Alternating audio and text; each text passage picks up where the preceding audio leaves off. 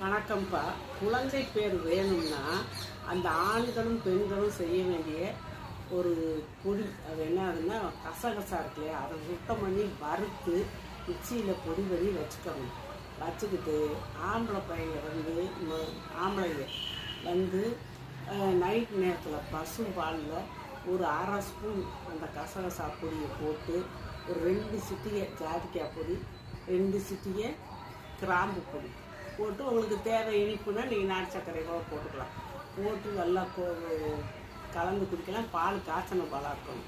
பொம்பளை பிள்ளைய என்ன செய்யணும், இந்த பீரியட்ஸ் ஆன 7ஆவது நாள்லேருந்து 15ஆவது நாள் வரைக்கும் அந்த கசகசா பொடி அரை ஸ்பூன் எடுத்து தினமும் ஒரு கொய்யா பழத்தை வாங்கி நல்லா பொடியாக கட் பண்ணி அதில் தூவி விட்டு, இல்லாட்டி அதை தொட்டு கூட நீங்கள் அதை சாப்பிட்டுக்கலாம். இல்லாட்டி சும்மா கூட போய் வெறுவாயில் போட்டு தனியாக குடிச்சிக்கலாம். அப்படி செஞ்சுட்டு வந்தீங்கன்னா உங்களுக்கு குழந்தை பேர் கட்டாயம் இருக்கும்ப்பா.